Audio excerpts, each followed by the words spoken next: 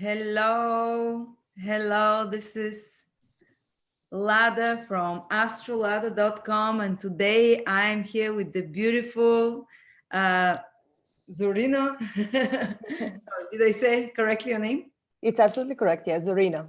Zorina. With an O. And yeah, she's back like she promised to do for us a webinar on the 5 top business models to explain to us what they are. As I said, I want to introduce into Astrolada also business and marketing. And Zorina is very special because she had like a spiritual awakening that triggered her to start developing different business systems that are not just money focused, that are not just consumerism focused, that integrate the principles of spirituality, the principles of manifestation. So she's integrated spiritual and practical business experience. She's been working for on the board of one of the biggest companies in Austria. So she has an amazing experience in business, and she's offering a course. This is part of the big course that she's offering actually for Astrolada audience on business and business with meaning. It's called. It combines spirituality and business techniques as well, on how to find what business to do, how to develop it. And she's offering it to Astrolada viewers at 50% discount without access, internet access. No, what did you say? Email access, which is mean she can coach you on email, but if you don't want to be coached on email, basically you just receive all the materials for the course that she has prepared at 50% off for the next 3 days only. Otherwise, she's giving, was it 20% for Astrolada viewers? Yeah.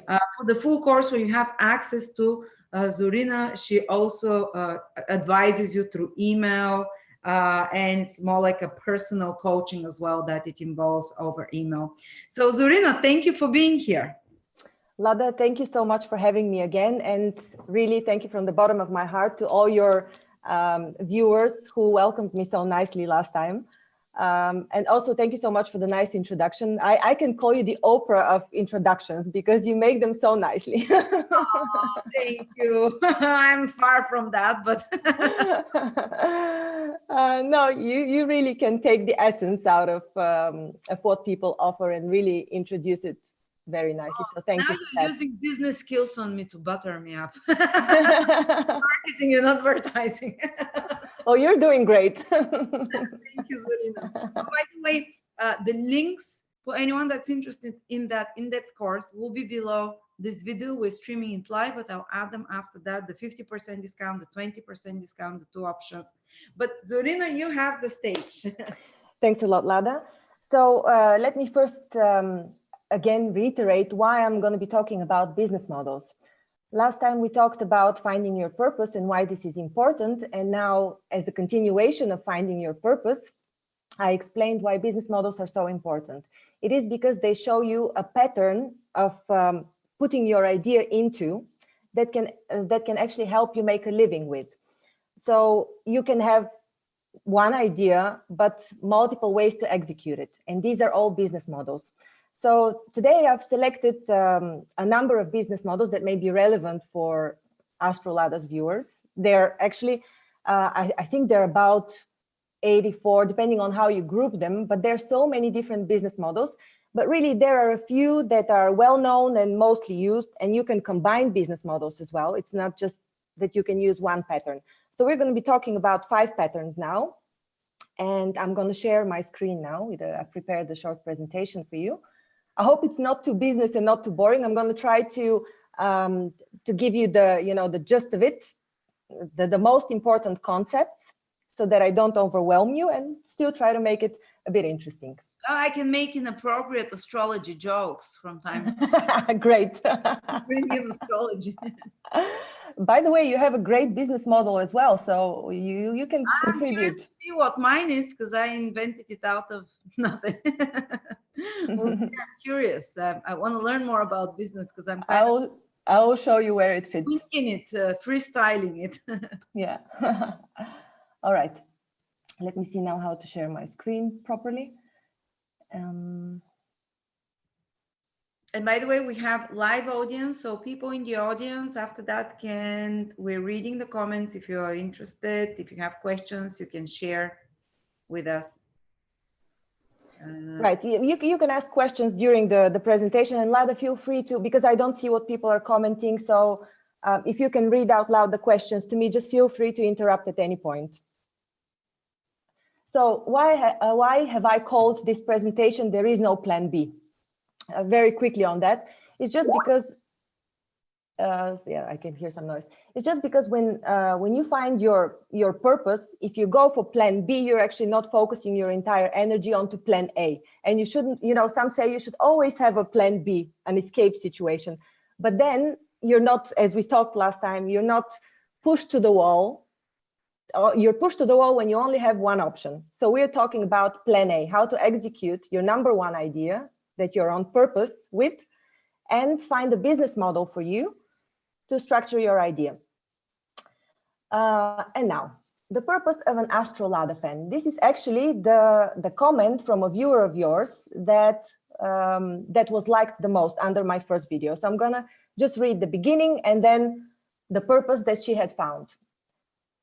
This is from Marta Rusin. Universe is listening to my calling. I found my life purpose with Victor. It's helping to heal people. You can basically read it if you go back to the video, but she says, I would like to open a store with crystals and do crystal healing. Now, this is a great idea. And as I said, one idea, lots of options for execution. And here I've listed a number of options just to give you the idea of how many options exist out there just from one idea. So first of all, Marta can have a physical store that offers crystal healing. Then she can, of course, sell crystals that she can either own and sell online, or she could use the drop shipping model, which is have an agreement to somebody in China, let's say, or in Argentina, or wherever there are crystals, and have them ship the crystals directly to the client. So she would take the orders and have crystals shipped directly to the client. This is the drop shipping model of e-commerce. And then, of course, she can also sell crystal healing online, but serve the people in person.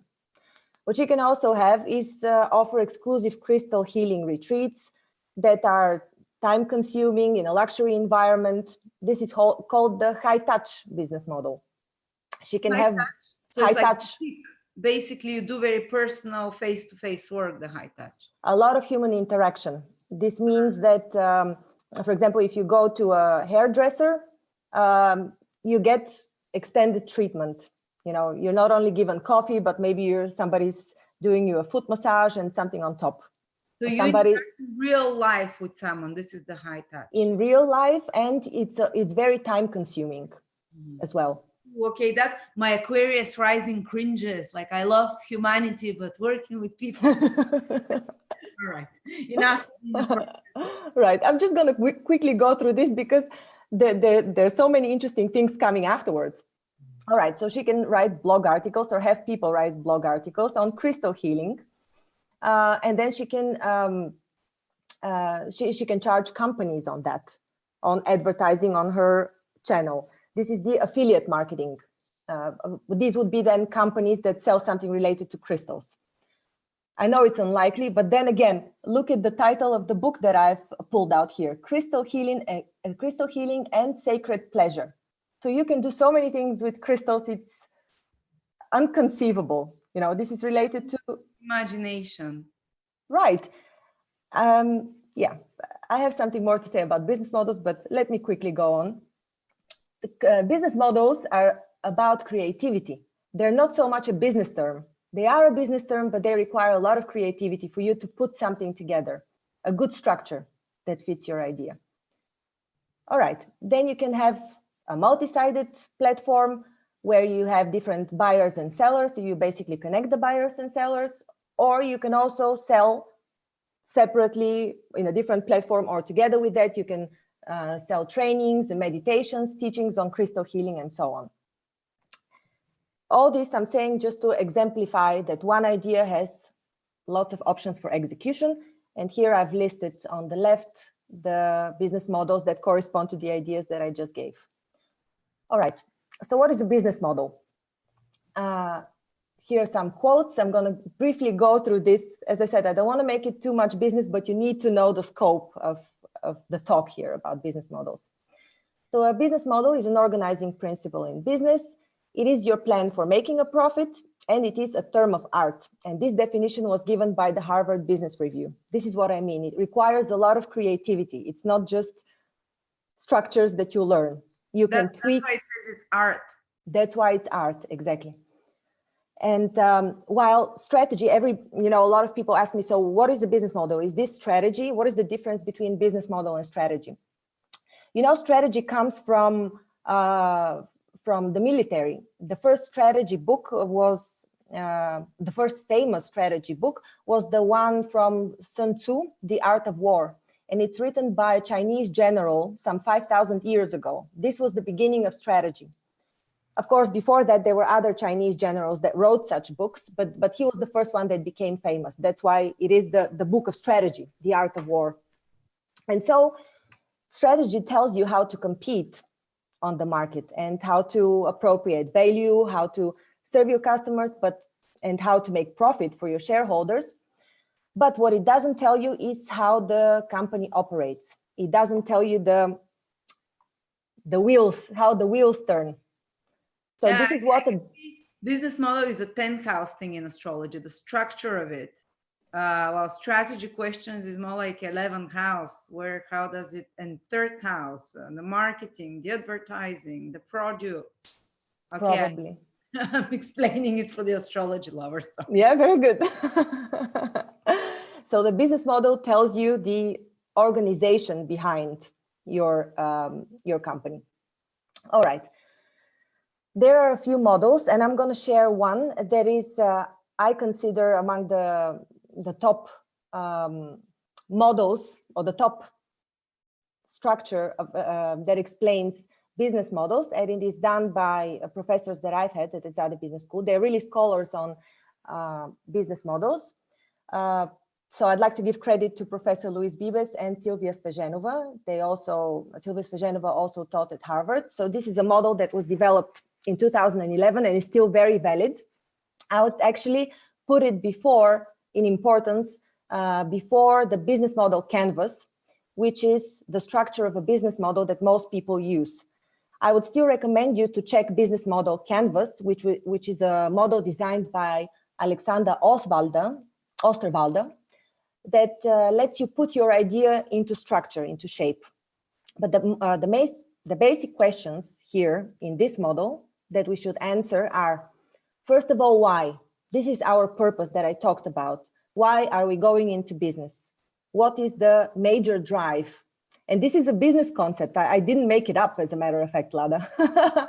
In business, even, you can have a drive that is purely monetary, like PayPal. You can have a drive because of a talent that you have, because of a passion for dancing, for painting, for astrology, for, just because you have a talent for something and you have a passion, and this is your drive or your primary motivation to start a business. And then you can have a motivation driven by serving people or the environment or the planet, big societal goals. Once you've cleared this, because this defines the rest, the other dimensions of your business model, you can start by the who. Who is your customer? I'm going to go into detail when I explain the business models, but now briefly. Question number one is, who is your customer? This is the first thing you should know. The second thing is, what is your value proposition? Again, I'm going to explain what this is. And then how do you serve the customer? And we have some additional questions. How do you make money, which is a result of this triangle, the core of the business model? How do you sustain the business model, and how do you grow? All right. So who is your customer? Companies these days focus on having fans and not having customers. And this is why your model, Lada, is so great, because you don't have a transactional relationship with your customers. Of course, some of them come and buy, but you have repeat customers. You have an emotional transaction in a way. So this is what companies are trying to build these days, and this is key. So what Abbott, the pharmaceutical company, says is, don't ask your customer what he wants, live with them. So basically, you have to know your customer so well, and the main questions that you should ask is, what does the customer see? What does the customer hear? What does the customer think? How does the customer, what does he say in public? What does he say to his friends? Basically, you have to get into the head of the customer so that you can pinpoint problems, you can see their frustrations, so you can design a solution, a value proposition that is directly linked to the need and the frustration and the aspiration of your customer. Does this make sense? Yes, yes. I'm trying to figure out, for me, it's 85% women. A lot of them are very successful women, but the women that are more higher, women like you often, you know, that are more spiritual, that have reached a certain level in their life where they want to grow, where they want to look within and not only blame the other. And they turn to astrology or spiritual means. So they're more refined, more intelligent women, usually women that have suffered a bit more, to be honest, is my value customer. And women that are working on themselves. I have wonderful view. I noticed, very intelligent bunch of people, really. So now that you mentioned women, I just want to mention two concepts about the customer, and these are the concepts of having an extended customer. For example, if you have a pet, the pet is not your customer directly, but it's an extended customer. And the other concept is the concept of an influencer. For example, if you have a child, he or she influences your purchasing decision. And it would be interesting to know, now that you mentioned women, that 85% of all women in the world, or of all purchases in the world, are influenced by women. Oh, no surprise. Even if you know, whenever a family buys a house, a car, whatever they buy, 85% of all purchases. So your target in the end are mostly women. Oh, well, thank you, girls. I love you. Now, my life. So now the first model that I'm going to be talking about is data licensing and data selling. And this is also a bit related to your line of business, although not directly. I will explain. Let me first read a bit of data. According to research, investment in big data will be around 76 billion, and 1.7 MB of data will be created every second for every person on Earth in 2020. Why is this important? It is important because your data is worth money. Even if you think that you're getting things for free, your mere participation or your mere showing of interest, your behavior on certain platforms is already paying for your usage, because companies are using your data to make better offerings, to create better products, to get to know you better. What do you mean they're using it? They're selling it to someone? Yes, they're selling it. Oh, great. So here's what we have. Who is selling it? What do we see here? First of all, let me make a disclaimer that this presentation has nothing to do with any political affiliation or any advertisement of companies. I'm just using examples here that fit the description of business models. So I like this comment from Donald Trump. These who think they're classy, well, that's the class I'm skipping. So where does he post such a thing? On Twitter. And I'm sure that if you look at Twitter's stock performance at the time of the presidential elections or a bit afterwards, it for sure has grown because of the heavy usage of US President Trump of Twitter.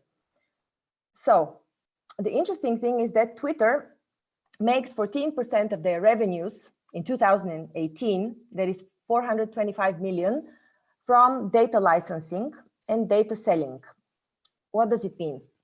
It means that the data that is publicly available on Twitter, everybody can access it, but you cannot find it in a systemized way, in a condensed, aggregated way. So Twitter sells packages of data to companies that further analyze it. And so they're able to, offer you better products, improve their products, target better, do better marketing. So data licensing, that you have created with your co-creating of writing comments and giving your opinions and behaviors, this is how you're paying for the free usage of this platform. And many companies use this model, as a matter of fact. But in order for such model to work, you need to be a huge company that gathers data. I mean, most people that are doing their own business, they have 10,000 clients or 5,000 or 500. Like they can't really, and is that even moral to do this? That's true. I mean, of course, the data is not sold with personal information, it's aggregated. You need to follow certain rules.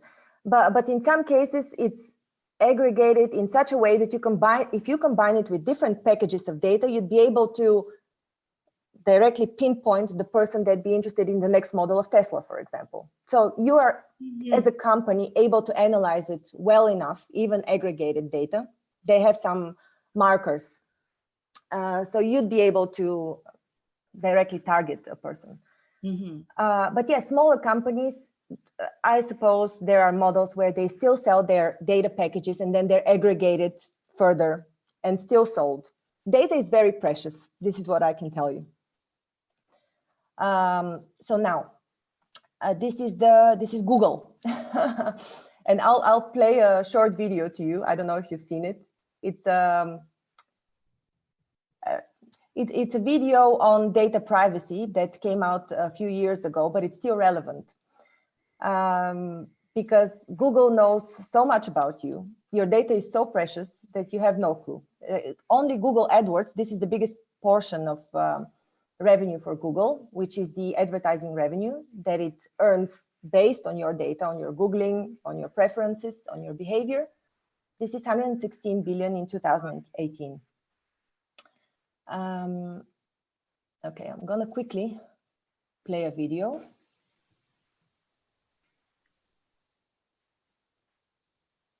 It will start, just give me a second.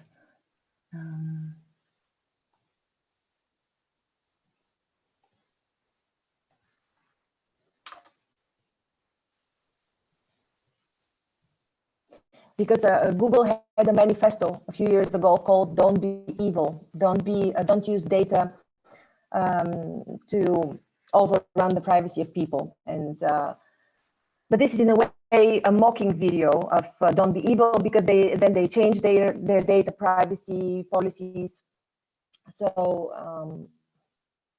it's just for you to have an idea what information you're giving out there about yourself. I'm not sure. It's interrupting the sound. You know what? Just remember and type in Google "Don't be evil" video on Google, and you'll be able to see it yourself. I think we're just going to skip it because for some reason it's not playing. It was a funny video in any case. Ah, it's starting. No, it's not showing. Oh.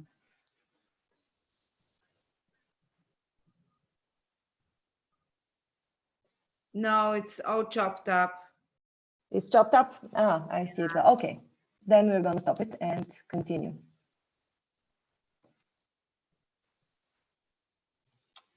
Sorry, I'm trying to move forward, but... Yeah, I don't think it does well. Video.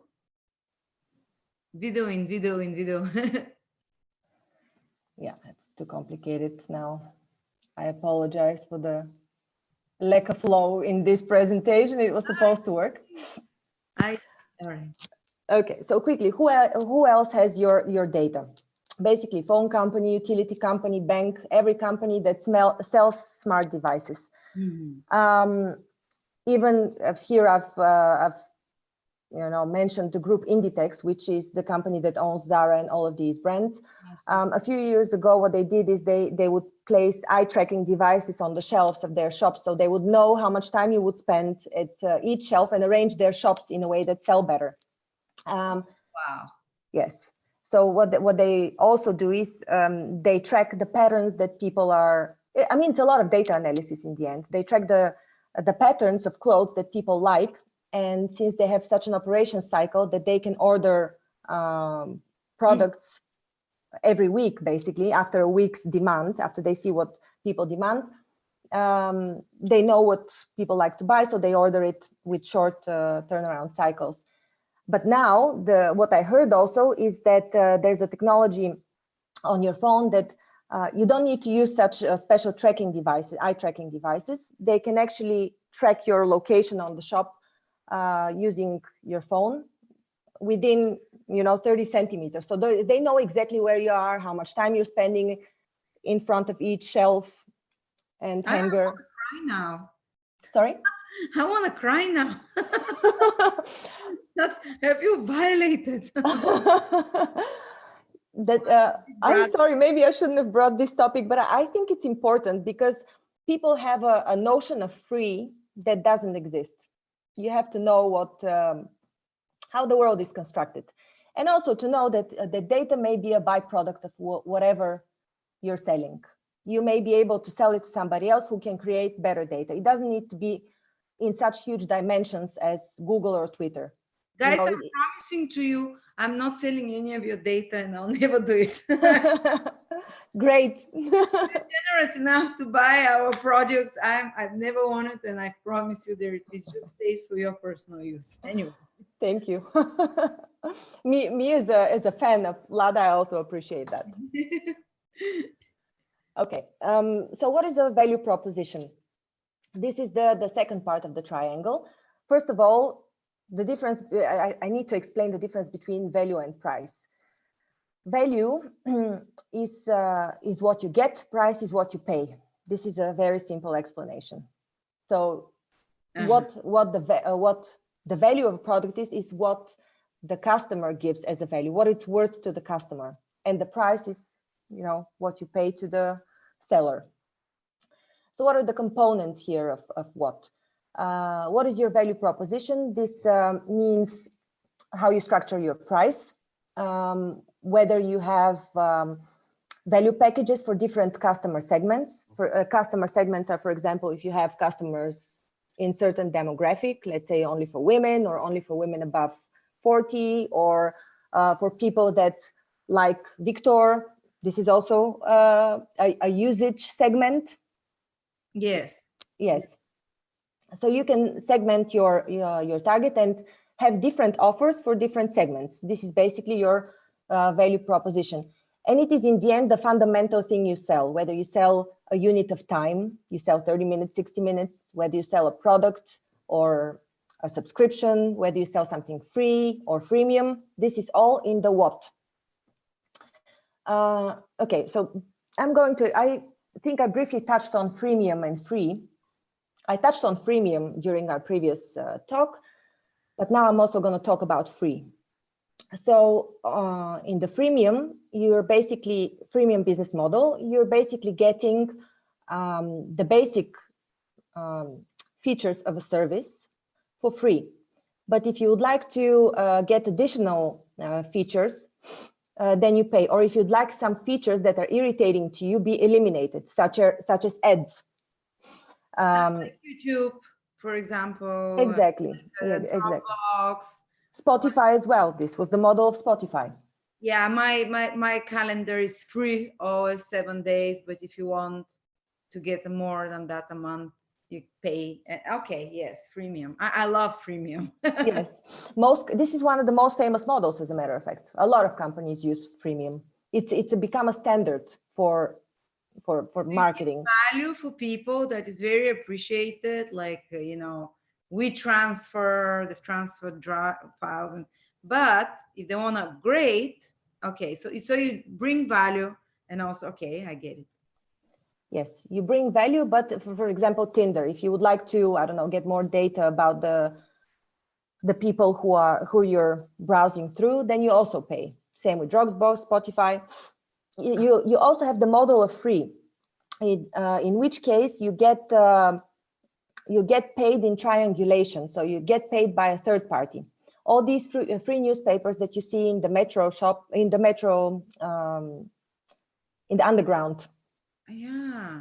So they're free, and usually, what is the model behind? You get them for free. So behind them is usually advertising. This is the the triangulation. You pay with your attention. Yeah. Yeah. Okay. No frill. We've all heard of no frill. Actually, it's a majority of, it's not a majority, but a large percentage of retail, of consumer goods, information technology companies. Here we have a picture of Easy Hotel, where you get no receptionist, no extra service, basically whatever the minimum requirement is for such a service. And these are the no frills. For example, in the importance of this model is that companies transform costs into revenues, because if you think about meals, luggage, printing boarding passes, customer service, these used to be costs, or still are costs for the full range airlines, and they have turned costs to revenues. It's a simple model, but it works really well. So get rid of everything that is not the essential service, what the customer needs. But if you're a small business and you have less clients, maybe you should focus on giving premium rather than. It really depends. It really depends on the price point, on what exactly you're offering. But in general, you're right. Yes. As an individual, you can give more of your time. Yeah. How do you deliver and orchestrate? So these are all the resources and capabilities that your company has. How you connect with key partners. How do you find these key partners? How do you cover the most valuable attributes of the need of your client? This is how you orchestrate in general. So here you are, Lada. One part of your business model is a multi-sided platform where you bring together people. This is the fourth business model.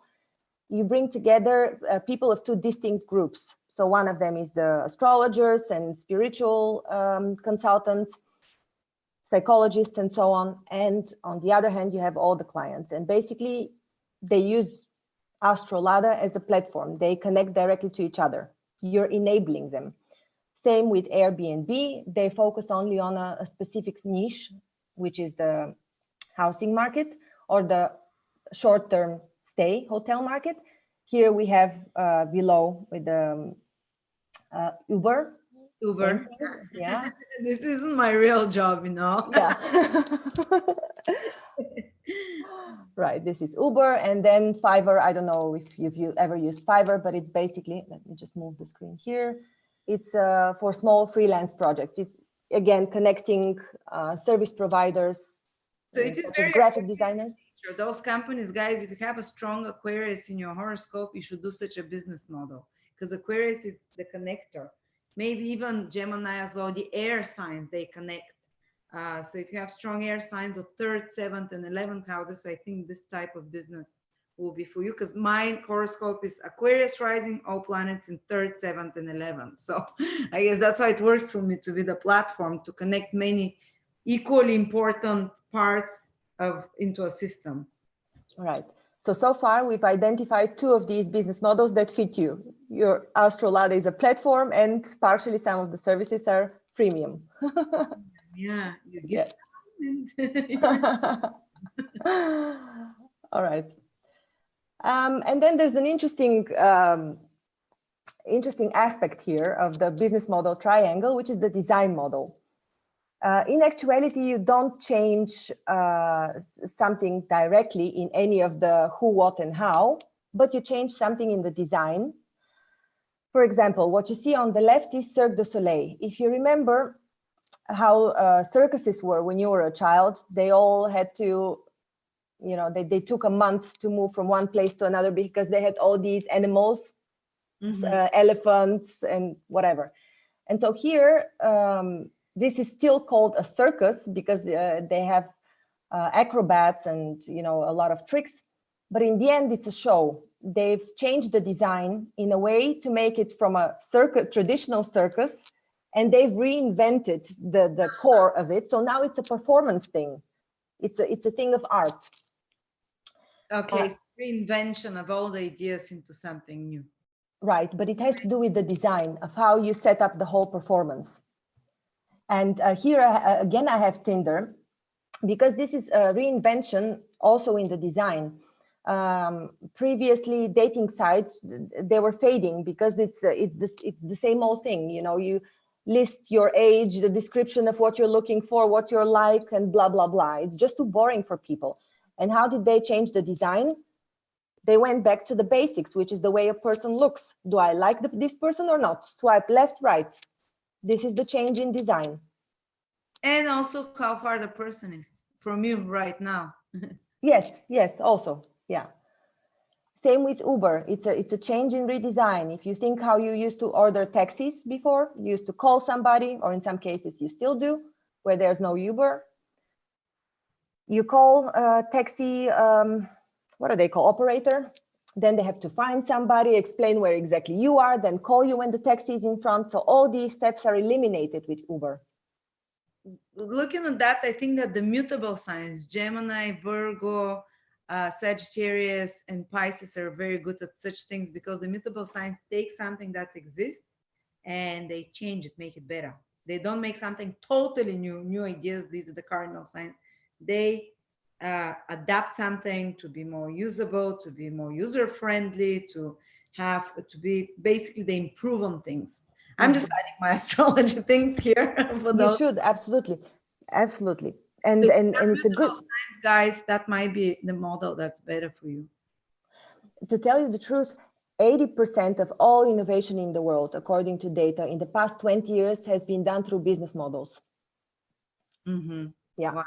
Because of business. Because what drives people to innovate? Well, they want a better lifestyle, they want to improve their life, and they do it through business. Yes, and through changing something existing. It's much more difficult to invent something new, to start from scratch, but you can tweak here and there, make something better, find what frustrates you, what frustrates your customer, what they need. Yeah, that's the mutable sign. So if you have planets in mutable houses, 3rd, 9th, 6th, 12th, this is a model that can be perfect for you. Lada, are there any questions at all? No, let me check.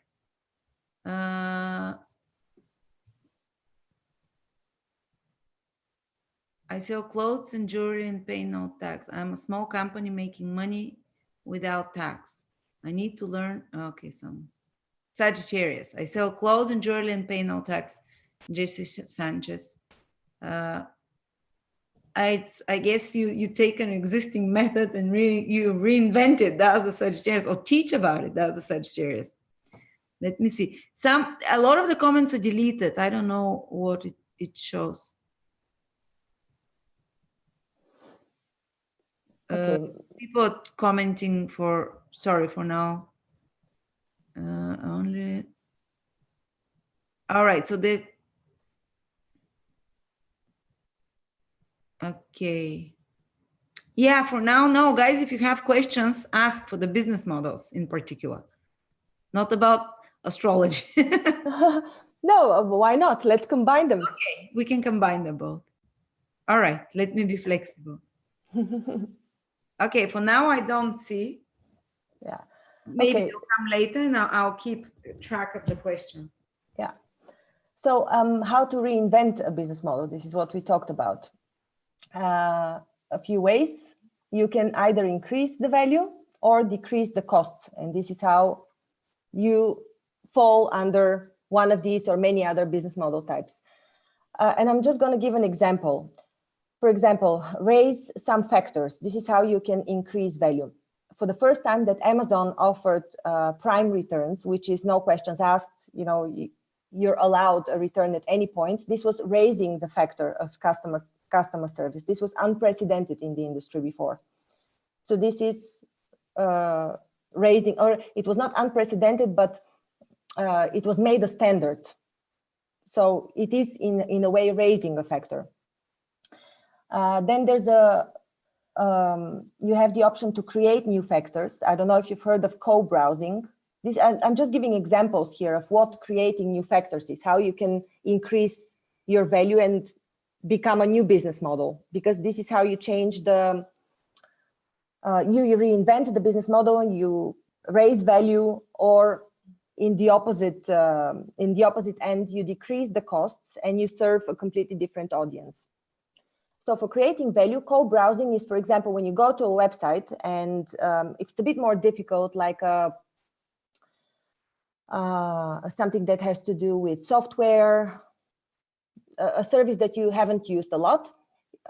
Nowadays, you have somebody, a window popping up and you have somebody doing it with you. They click with you. They tell you, okay, now I'm going to take your cursor and take you there. I'm going to register you. Now, is this okay for you? Is this like a real person who does? It's a real person, yeah. Oh, customer service. Customer, yes. They can take your cursor and lead you through the website. And this is called co-browsing. This is take your address. Let me make you a tea. Kind of, let me make you a tea is a good one. Don't take your dress off. Reduce factors. This has browsing is an example of creating some new factors in the business that can improve the business, basically. Correct. Yes, and increase the value. So above the line here, where you see value innovation. Yeah. This is how you increase the value of the.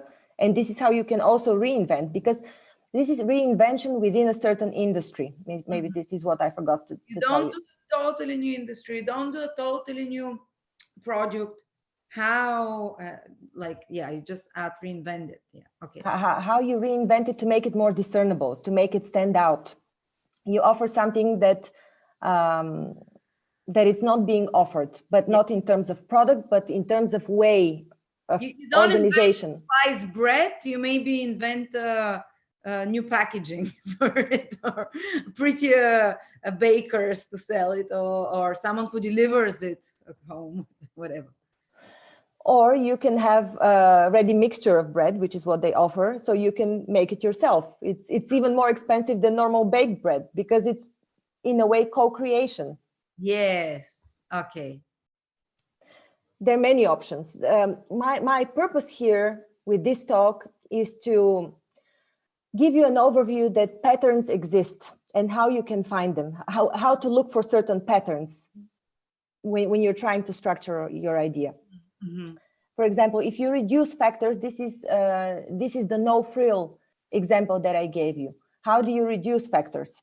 You take the seat out, you take the customer service out, you take the packaging out, you take some factors that are not essential to the core of the service. Okay, yes. The packaging, that's very good example. Yes, the customer service. Yeah. And so eliminating factors, this is how IKEA succeeded, I don't know, some 30 years ago, 40, I have no clue how long IKEA has been there. Yeah, make your own at home type of thing. Yeah. Yes, put it together at home. Organize the operations, because this is not a strategy decision. This is a business model decision of operations, how you orchestrate the industry so that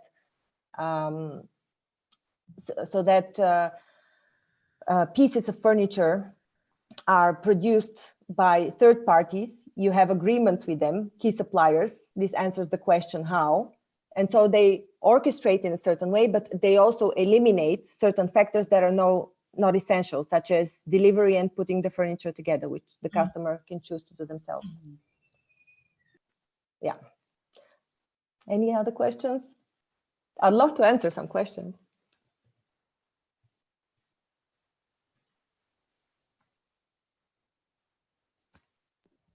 All right. Is this related to your course, Lori? Pat is asking. It is. It's part of your course. It's one small part of your course, isn't it? Yes. I'm going to be talking in larger extent about business models, but this is just an overview, especially for the targeted audience of Astro Lada, that I assume not all of them have business knowledge. So I'm just trying to make it, to shape it in an understandable way. So forgive me if I'm not going into detail of business cases. I just wanted to give you some patterns to look out for. But yes, it's a part of the course, the business model. Someone asked, the South Node in 3rd, 7th, and 9th should be considered I'll look at more like tangible planets being there, but Rahu in third, seventh, or 11th is more business minded and uh, what we talked about, like the air signs that I said about connectivity. Mhm. Someone says, thank you for the information that you give us. Thank you, Maria. Thank you for watching. Yeah. Is it finished? No, I have a few more slides, but Okay, so I okay. can skip through them. I just wanted to give you some more ideas of, for example, other famous business models. I'm not going to go into detail, just you can read them yourself. The long tail, which is basically YouTube, serving a larger audience with that is segments that have smaller interests, but more interests. I would have to explain it, but YouTube is an example of the long tail. As I said, many business models are a combination of a few patterns. So YouTube is both freemium, the long tail, a platform, data selling.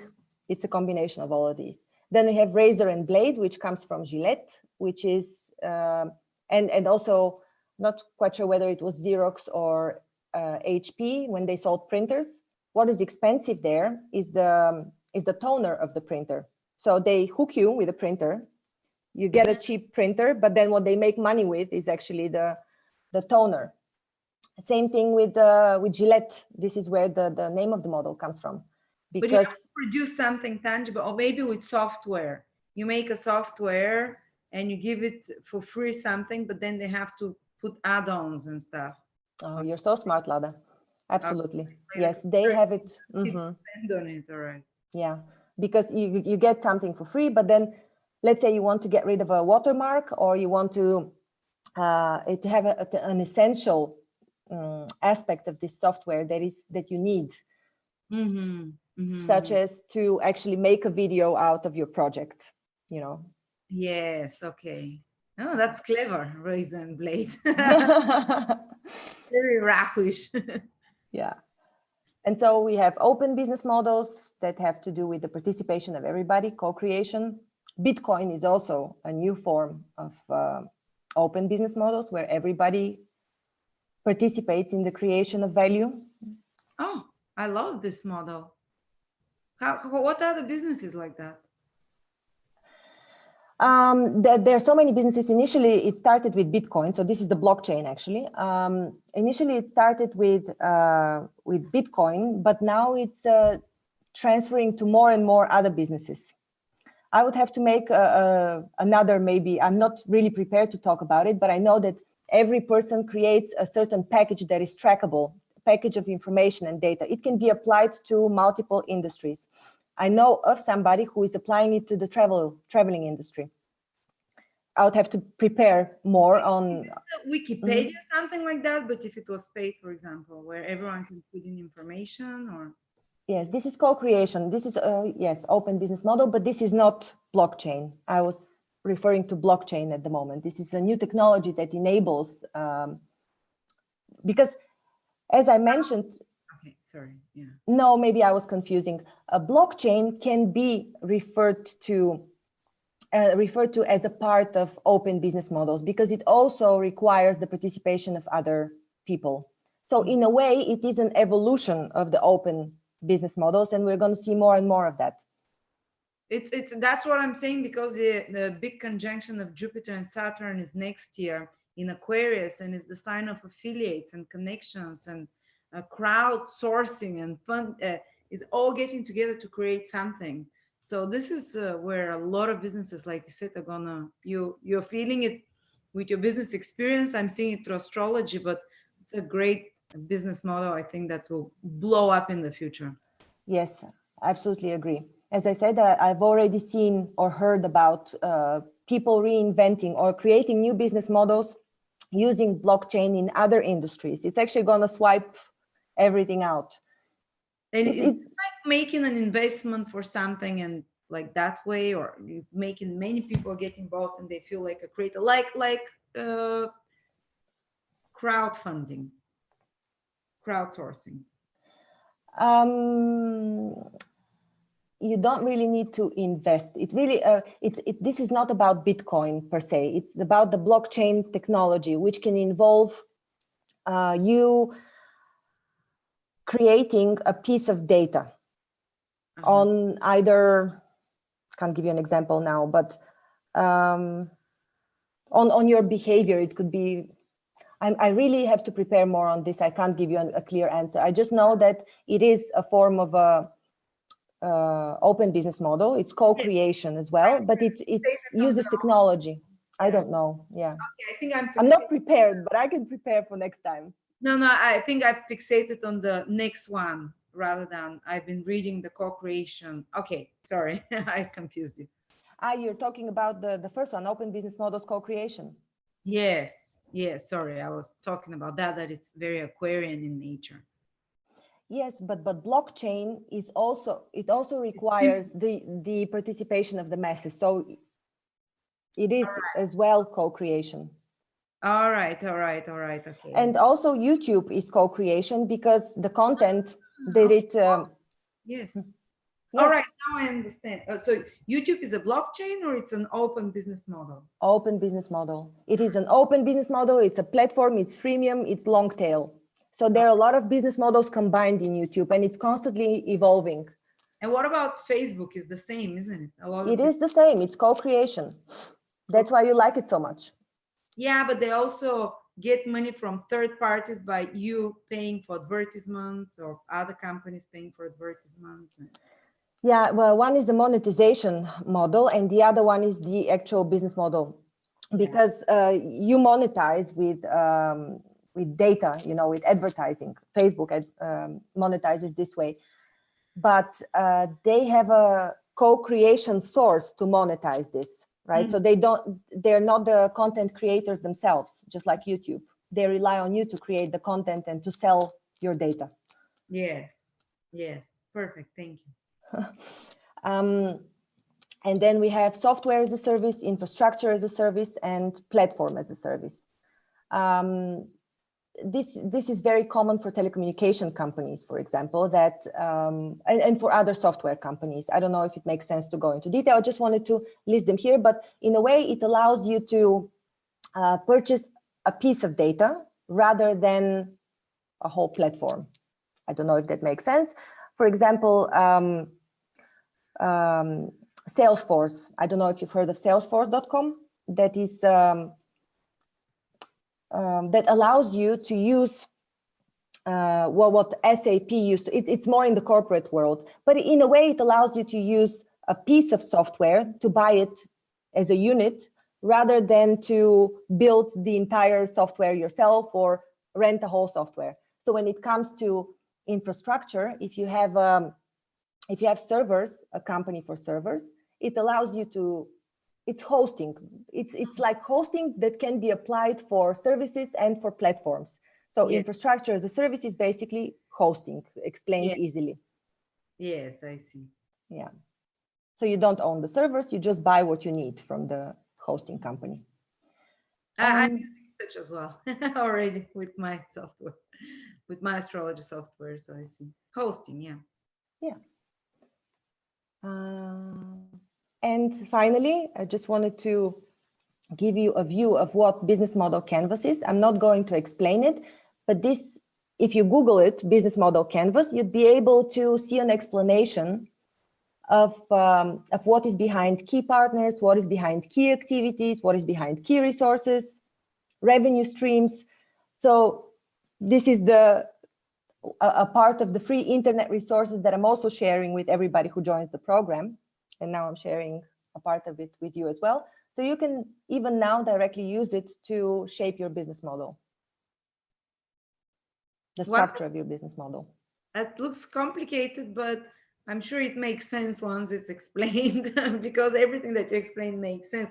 But I love that you're combining such technical knowledge that you can only find in university, or if you work in a company, business company, with the spiritual part, with tools for manifesting in your course, with tools of psychological tools of how to find what you need, of how to find what your business should be, what product it is, and we covered that in the previous video. If you haven't seen Zorina's previous video, check it out, and please don't miss the 50% discount that Zorina is offering just for Lada viewers for the next 3 days on her course. This was just a small part of her presentation of the whole course that she's preparing. As you can see, she's absolutely brilliant, bright, intelligent. I've learned so much here today, Zorina.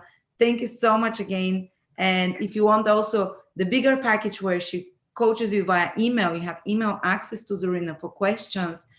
You can check the link below that we'll put in a little bit.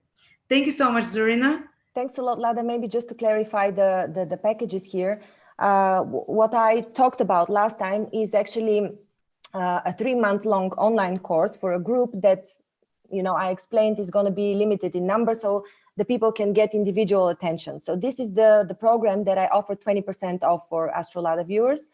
But if you would still like to participate in the program and don't necessarily need personal attention and access to email to me, you can get a recording of all the sessions that we're going to have and all the materials that I'm going to distribute also. So this is the 50% off that we're offering for the recorded program. Wonderful. Thank you, Zorina. I hope to see more of you on our website. I think I want to get people used to such intelligent presentations and to basically start. I want us to develop our skills tools as well, rather than just our spiritual side, and to stop relying that astrology will give us answers to everything. Astrology will give us direction, psychological healing and psychological understanding, but we need to get the tools and the skills to pull ourselves wherever we want to get to. Thank you, Zorina. Wonderful to be with you. I believe in astrology, Lada. I love astrology. I've seen so many patterns in my life and in business. And yes, but astrology is there, but you still have to do the hard work. If astrology says you're going to do hard work for 3 years, the next 3 years you can build your business. Yes. Oh, actually, let me stop sharing. And I want to tell you one last thing before we finish. And the very last thing is that you shouldn't restrict yourself only to a certain type of client, because very often, for example, in the case of crystal healing, we imagine that everybody would be directing their effort to serve individual clients. But there's so many corporates and companies that have programs for perks where you get a masseuse in-house, where you can also get another type of healer. So you can address corporates as well. And what about selling? I'm just referring to Marta, who gave the comment with the most likes.